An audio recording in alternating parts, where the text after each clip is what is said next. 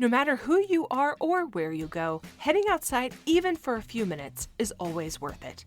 I'm your host, Amy Bouchatz, and here at Humans Outside, we're using the Humans Outside 365 Challenge to build a life around spending time in nature while hearing from fascinating outdoor-minded guests.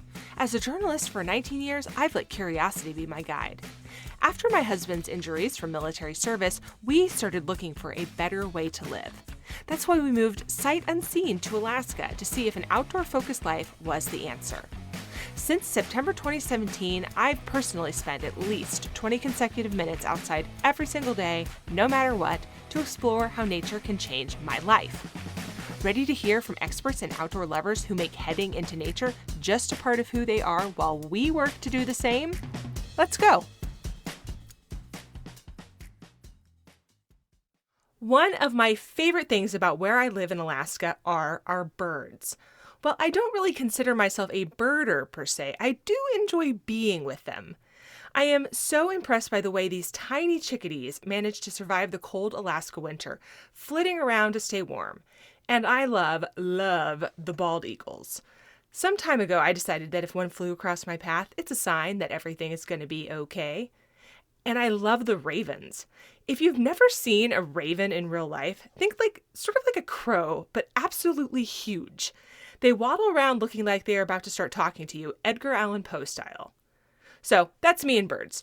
But for many people, birding or birdwatching has been the perfect on-ramp to spending time outside. A reason to go out, something to do there, and an endless source of joy and even inspiration. Today's guest might put herself in that category. Tammah Watts didn't set out to be a birder. But that was before she was trapped at home dealing with chronic pain as an unexpected fallout to what was supposed to be a fairly routine medical procedure.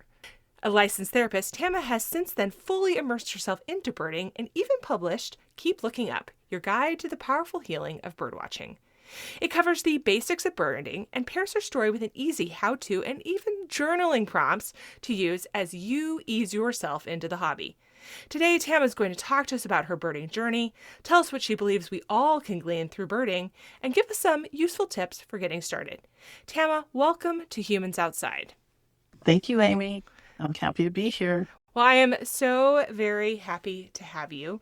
We start our episodes asking our guests to describe their favorite outdoor space so that we can imagine ourselves just hanging out with you there, having a chat, like we're outside instead of in our two very separate locations, me inside my generously referred to podcast closet, you in your home. So if you were to describe your favorite outdoor space, where are we with you today? Okay, thank you for the invitation. And I want to extend the invitation to all the listeners to just join me with a cup of something. Maybe it's a glass of something. For me, it's a warm mug of coffee, preferably with birds on it, handle turned backwards. And let's go in my backyard on the side yard where there's this little area, a patio. It has a water fountain there. Was put in long ago, like over 20 years ago when we first moved in. For some reason, I just really knew that I wanted something meditative and just the sound of water. I wasn't thinking about, hey, this could be a source for birds. So that's what it's turned into. But nonetheless, let's go out there. So come with me with your drink and take a sit. Just sit down. There's a couple of chairs under an umbrella, and kind of towering over the umbrella are jacaranda trees, bit of purple blossoms sprinkled about the leaves. And in front of you, you can see the water fountain, the water bubbling pretty generously down over the dome and then down into the larger bowl. And so it has a really inviting, calming sound to it.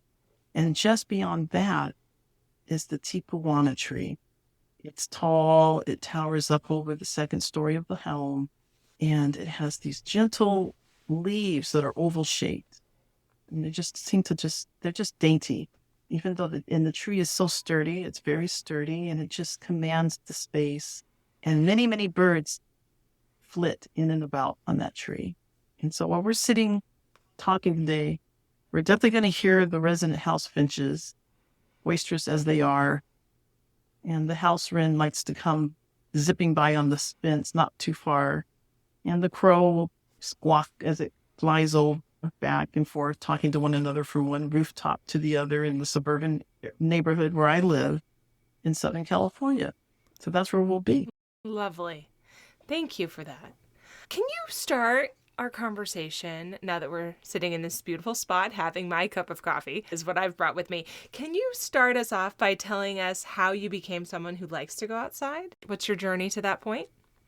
I think I can't, in one way, I have to say, I can't remember not going outside when because I can't remember that because both my parents really oriented us in going outdoors every day in one way or another. I spent many weekends, I'm here in San Diego County, many weekends at the beach or in Balboa Park. If you've ever been to San Diego, you might know the large park that has museums and little parks sprinkled through, some larger than others. And, 1930s Spanish design and just the zoo, the San Diego Zoo, all of that's in that same area. So it was always this wonderful destination and a lot of things could be done and it was free. So it wasn't costly to spend time out and also in the backyard.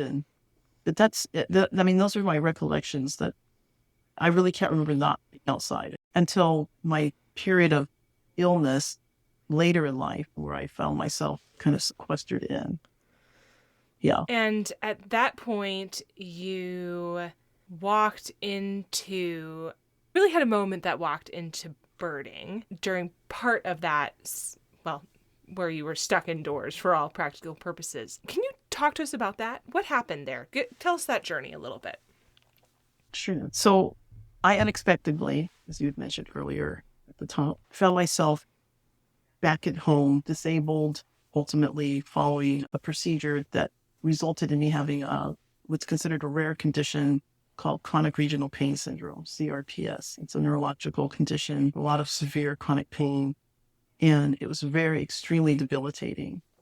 And I spent years wrestling with that and wrestling with the fact that I was no longer active. I used to bike and hike and go places all the time, and it was very busy as a program manager, administrator for outpatient mental health clinics, and just in need and busy 60, 70 hours a week. And that all suddenly stopped. And so one day, and we're talking years in now, I was at the kitchen sink trying to fill a pan. And I had gotten to the point where I could at least do that. There was a period where I couldn't even hold a glass without it shaking, or a pen, or pick up a dime because the fine motor skills, it just wasn't there. So it was debilitating to me physically, but also from a mental health perspective, I became extremely depressed. And so I wouldn't go outside. I just felt like I was in my home, kind of trapped. And so one day I was trying to fill some pan with some water, and I happened to look out of the kitchen window. Now, remember, we're out in that side patio. Well, this kitchen window looks out onto that side patio. So there's a direct view of the fountain, and there's a direct view of the Tammah Watt tree that grows over it. And I happened to look out and saw this yellow flutter go by.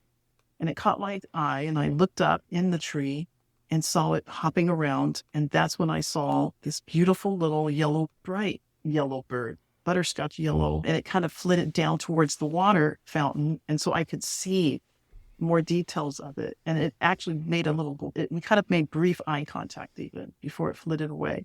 And at the time, I didn't know it was a yellow warbler. But then I didn't even know it was a yellow warbler. I even questioned at first, was that a bird I saw? And then because there's yellow blossoms on the Tammah Watt tree. And so I thought, am I just mistaking the blossoms for that? But indeed it was. And it would come every day. I would look for that bird. And every time I went to the kitchen, I would look for the bird. And that began to draw my connection to the outside world in a different way.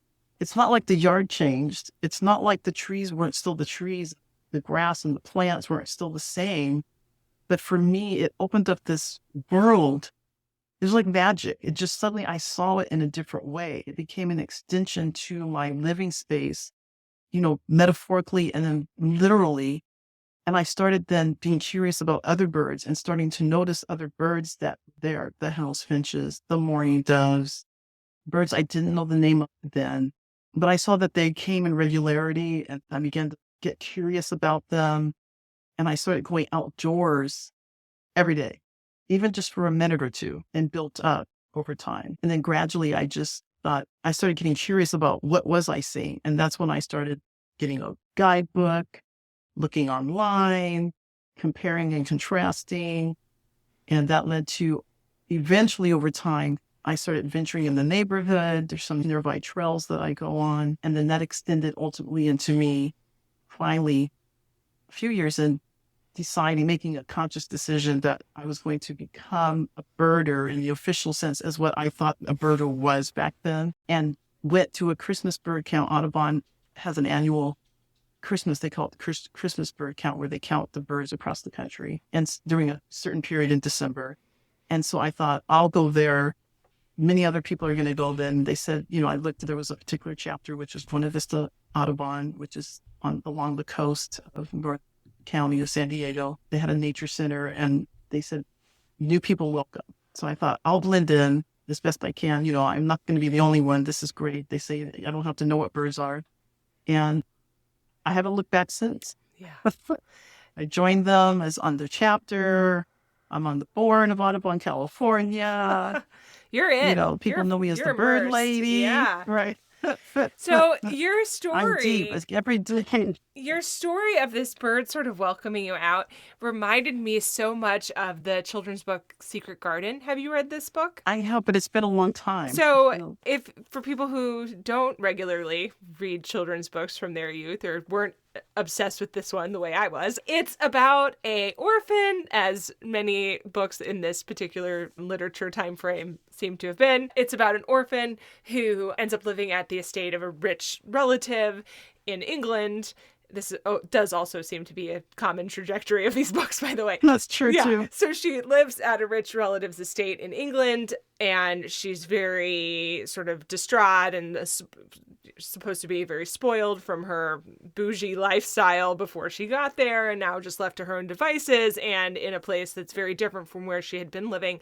And she encounters a robin in the winter garden and follows this robin, basically strikes up a friendship and a curiosity about this particular bird, and ends up following this bird into a locked garden that had been locked and sort of shrouded in this mystery. And it effectively changes her life and changes the life of the people around her, because she becomes a part of this garden and starts growing things, and then she starts to grow and feel better. But really, it's the robin that she follows to get in there and to have that connection and that creating that curiosity and that sort of life cycle, really, with being outside. So nothing changed outside. It was always there.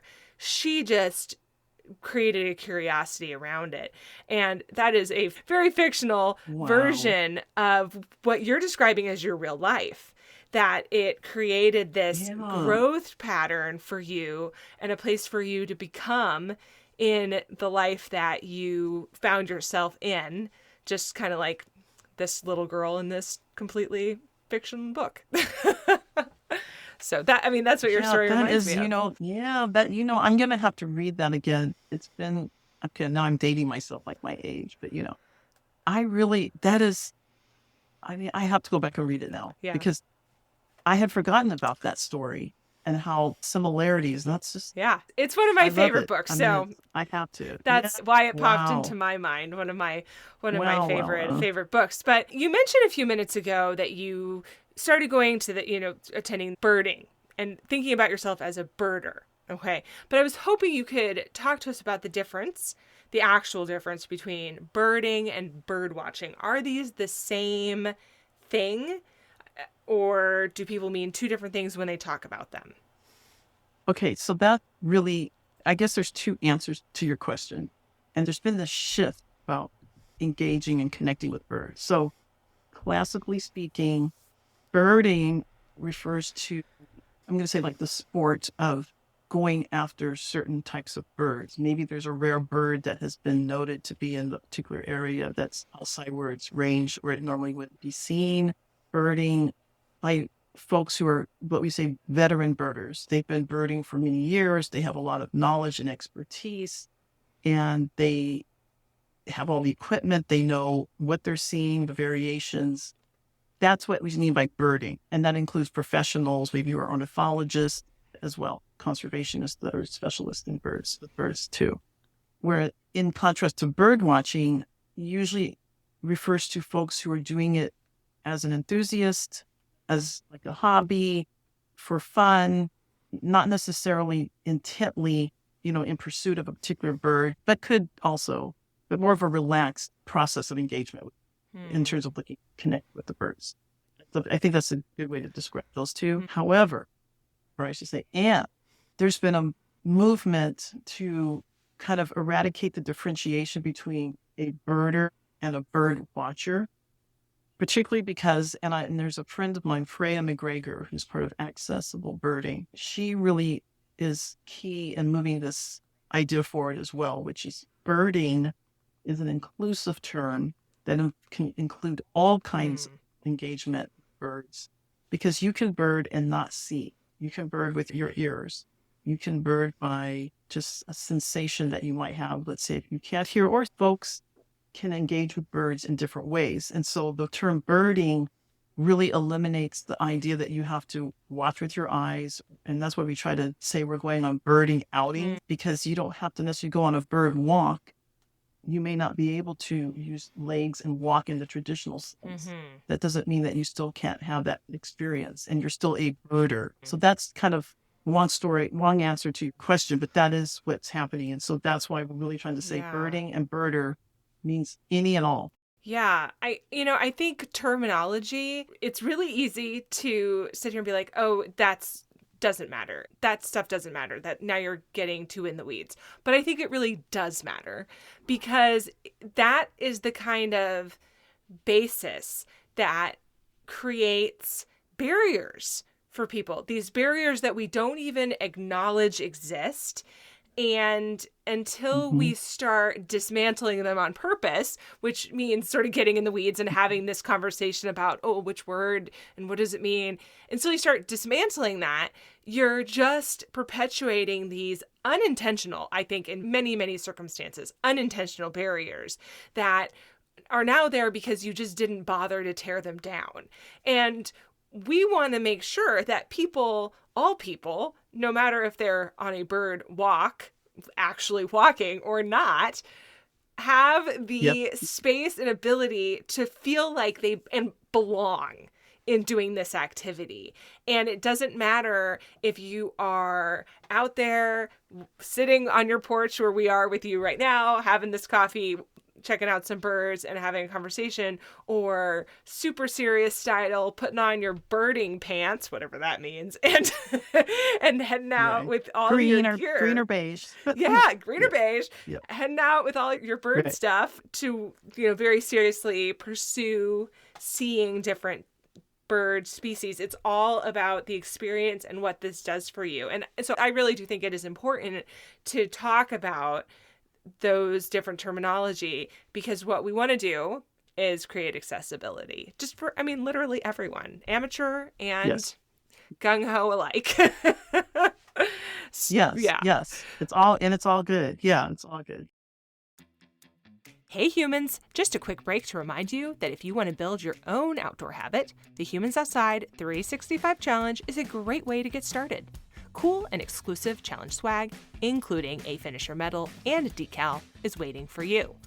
All you need to do is visit humansoutside.com/challenge. Don't get left out. Go to humansoutside.com/challenge to learn more now. Okay, back to the show.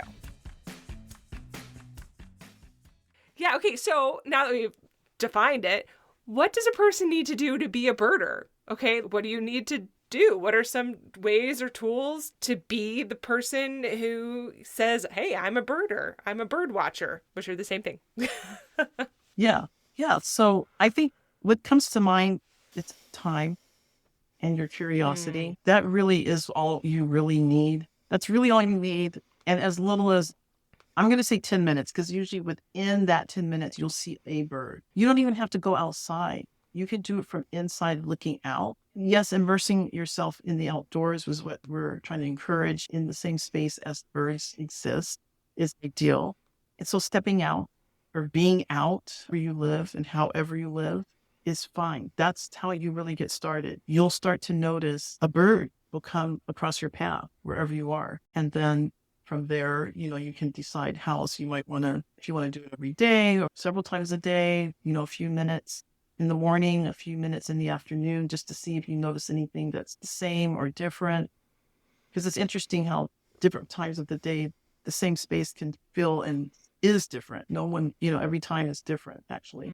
It's interesting to me that so often here on this podcast, so many of the things we talk about with going outside come back to a matter of intentionality and purposefully noticing things.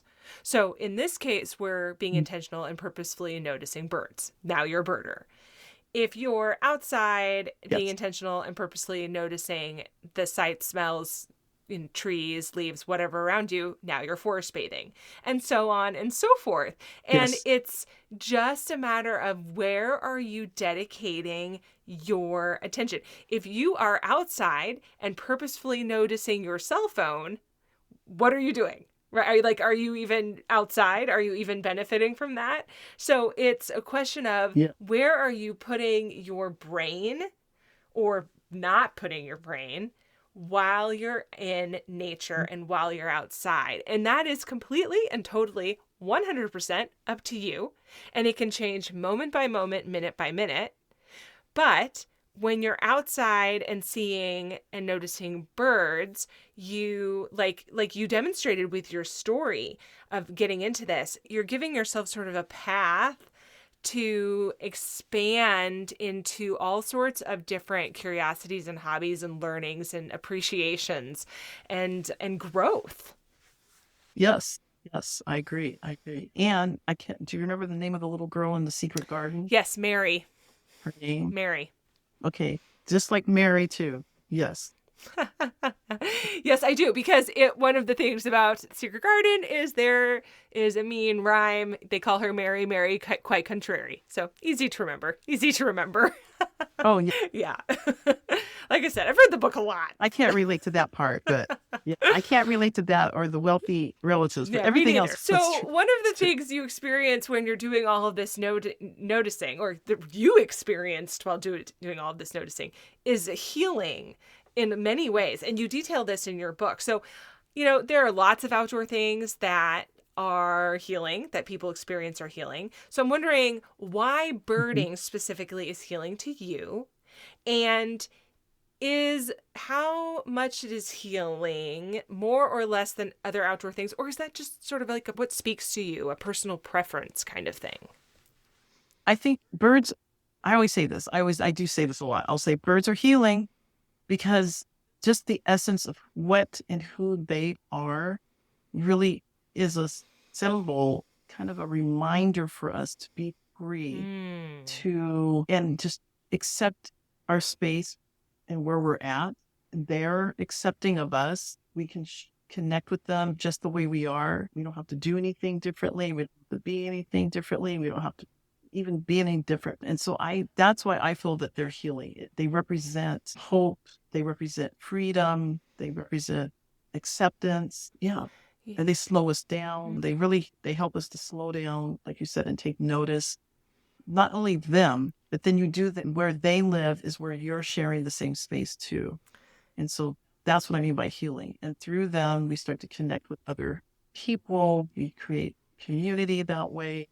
We help. And through that community also comes a deepened appreciation and caring for where we share space and habitats, environments.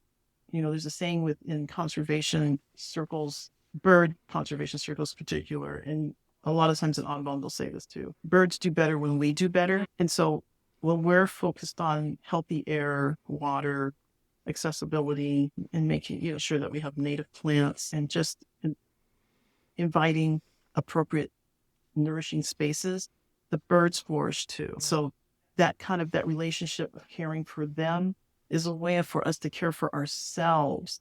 And then we're role modeling that for the next generations to come and inviting them into that same practice. So that's what I mean by healing. It really starts with us individually and it just kind of like little waves of circles. Or if I dare, say a pun, it's like the wingspan just will really broaden out and like, so, but it is true, so you do feel like you're part of a flock. Yeah. And, in flocks, there's mixed species in flocks, and that there's power in the difference in flocks. Different birds will coexist with one another, protection, for strength in numbers, for improved access to resources. And in the same way as people, we have those same similar needs. And that's why in the book I kind of connect those two, because there really is, that's what I mean by the healing. It really ripples out and out and out to the world. You end up being part of your connected world. It's interesting to me that this sort of connections that you are describing can probably be found in other ways in nature, by taking care of trees or by viewing mountains, but they are so boldly apparent when you're dealing with an actual living, breathing, moving thing that is so Yes. accessible to you. So unlike many other wild animals that you'll see outside, maybe with the exception of squirrels, which there do seem to be more than enough of to go around, it can be very difficult to find animals to view in the wild, but not birds. And no matter where you go, you will see some birds. They may not be the bird you were looking for, but they exist. And it's so exactly. easy to connect with that wildness and that freedom you're describing with these actual living creatures that you get to be in concert with right then, as opposed to trying to string this out and find that connection with a growing tree or with a, living, breathing space that is the land, but is not an animal that is literally flying away. Right. Yes. Yeah. Yes. This is why I love the Yes. bald eagle so much.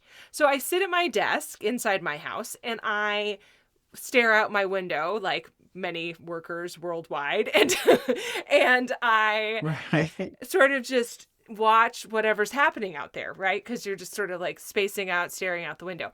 So while I'm staring out the window while I'm in a conference call or whatever, birds are flying over my backyard. So it's this like constant parade. And every now and then, the bird that will fly over my backyard is a bald eagle.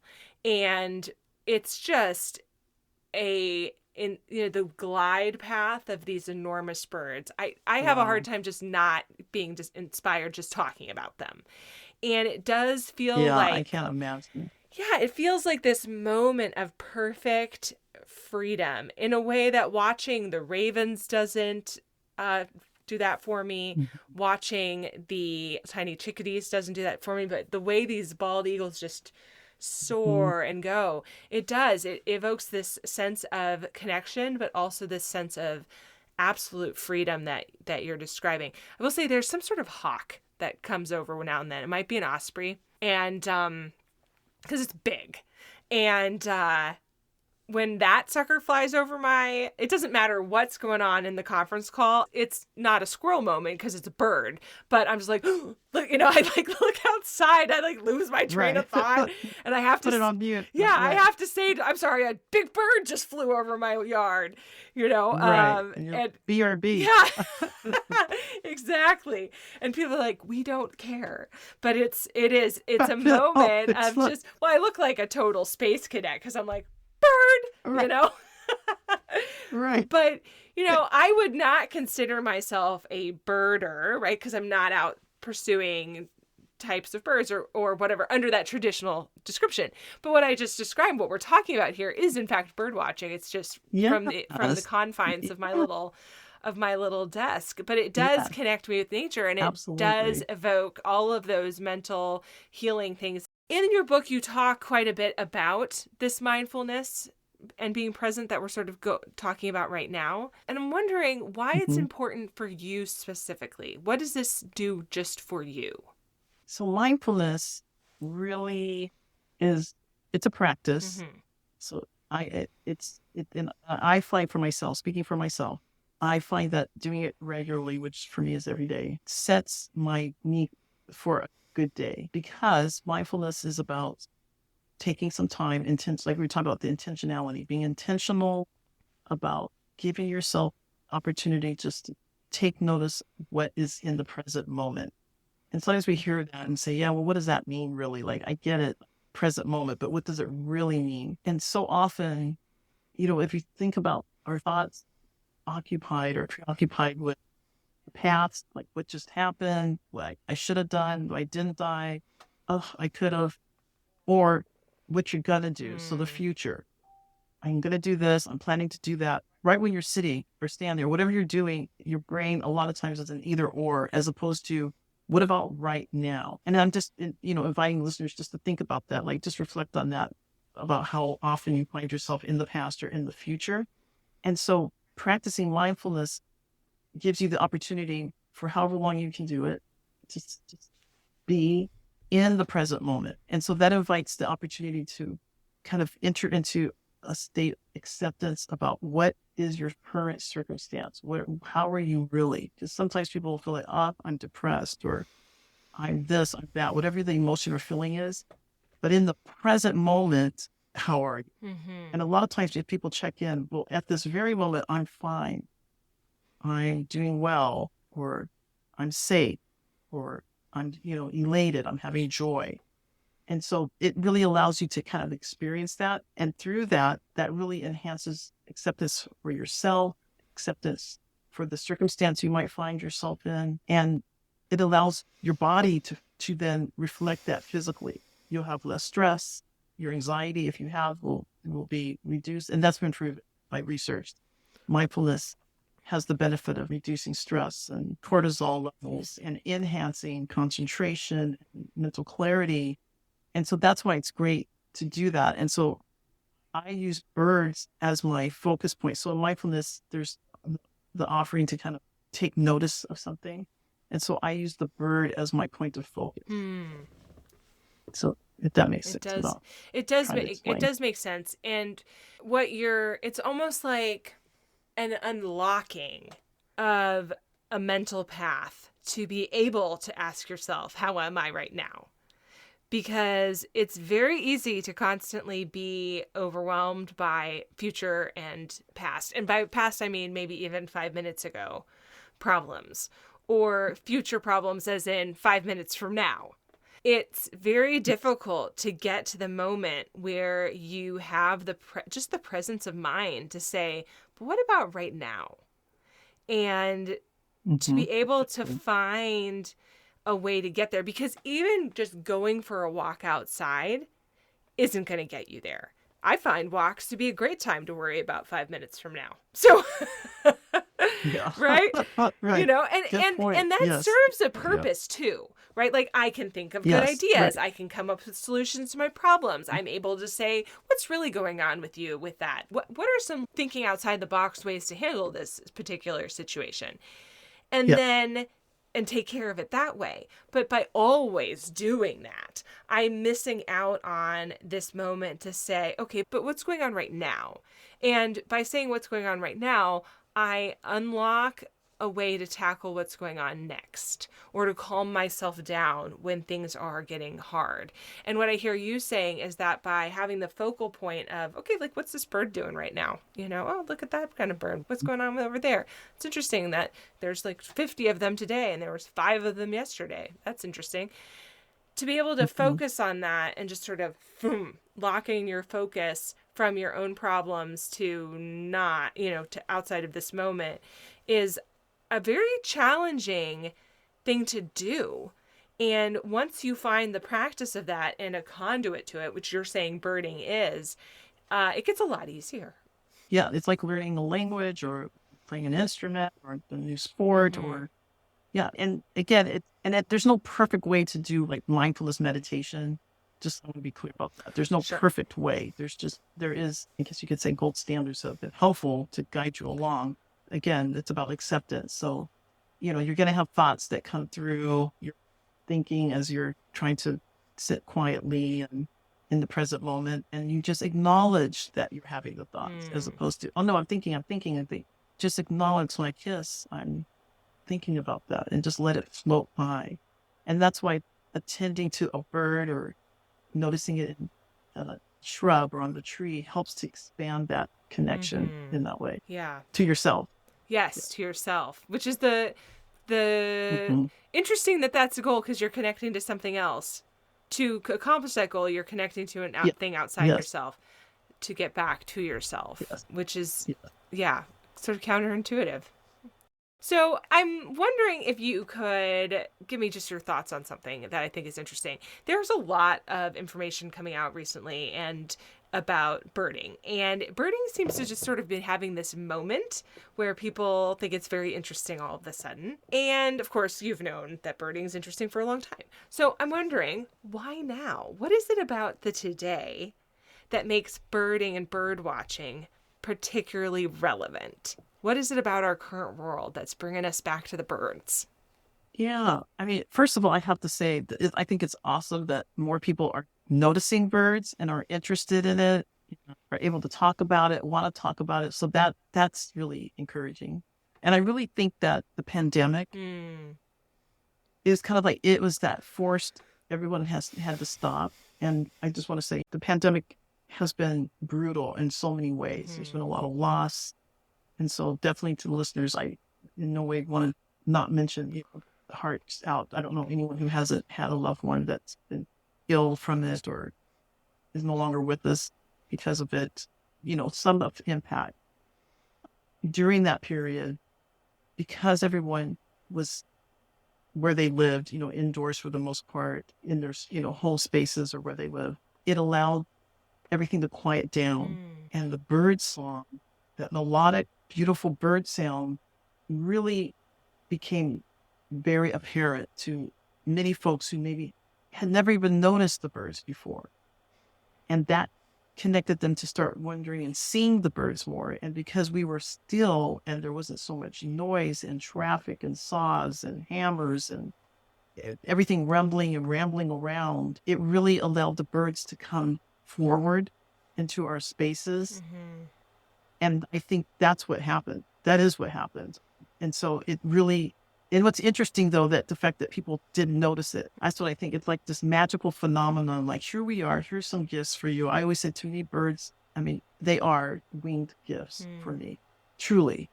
And I feel like that's what happened, that they became these little gifts that represent hope. Again, that sense of freedom, and there is life continuing despite all that was happening and continues to happen in terms of illness and all of that through the pandemic. Because now we're busy and on the roads again. And fortunately, folks still brought the birds along to now. And so, a lot of people, it takes what, a year or more, usually on average 2 years to write a book. So Right. if you do the math, if people started writing during the pandemic period, and now you start seeing books coming out and, there's television programs and all kinds of things, it's cool. Yeah. It's great. Yeah. It's what's needed. Yeah. Tammah, as a final thing, would you mind walking us out with one of your favorite outdoor moments, birding or not? Something that just comes to mind for you when you think about a time in nature, a time outside that you especially love and like to think about? Would you describe it for us? Sure. I will really try. What comes up for me, I'm in Mali in Africa, Western sub-Saharan country. Kind of, if you look at the map of Africa, you'll see it's the shape of like the butterfly, they Mm-hmm. say. And we're in the region, the Dogon region. We were traveling. My husband and I went to visit my stepdaughter who has finished a Peace Corps. And this was years ago. This was years ago. She'd finished her 2 years, 2.5 years Peace Corps. And so we went to visit her, stayed in her village. It's almost 900 years old. And then began, after a week or so, or a little longer, there, started to travel other parts of the country. And so this particular area, we stayed in it was a hotel, but very made of mud and beautiful doors and just the earthen patio area where there was wood tables out and people from all different countries were dining. When we arrived, we had a local guide that was taking us there. And we were one of the last people to arrive. We were tired. We had been traveling for quite some time and went in. And then it was time and I just remember there was like candlelight from the lanterns. And it just seemed like magical, like something out of a storybook. I mean, it was just I couldn't, it was just magical. And this is in 100+ degree heat during the day. So at night, we thought, you know what, we're not going to sleep in the rooms, even though they were accommodating, they had the nets. Let's go sleep up on the roof. And so we were invited to sleep up in cots with nets up on the roof. And at first I thought, okay, I'm a trooper. I can do this. And then as the sun began to rise the following morning, before the sun became up, I started hearing the baboons in the far distance, just doing the sound. And at first and then Mali has a lot, majority Muslim country. And so there was the call to prayer as the sun, and it was just this beautiful call that you could hear. At that time, I heard a little bit of birds, but I wasn't into the birds to really take full notice. But it was just that stillness of the morning. And I felt like I was the only one awake. And I just noticed the blue sky was just so, as the sun came up, it was so big and vast, and the way I hadn't seen sky before. And just the magic of that early dawn for me and being outdoors, sleeping like that, was something I will never, ever forget. And I feel like I can't even really put the magic essence of what I am trying to describe for everyone, give it full glory, but I hope I've shared a little bit of that. What a beautiful description of connection. Tammah, thank you so much for joining us on Humans Outside today. We appreciate you and your story. Thank you. It was fun. Fun talking about the birds. Thank you, Amy. I love it. Thanks so much for listening to this week's episode of Humans Outside. Help me out by leaving a 5-star rating or review wherever you get your podcasts. It really does help other listeners find the podcast too. Now, go get outside. Until next time, we'll see you out there.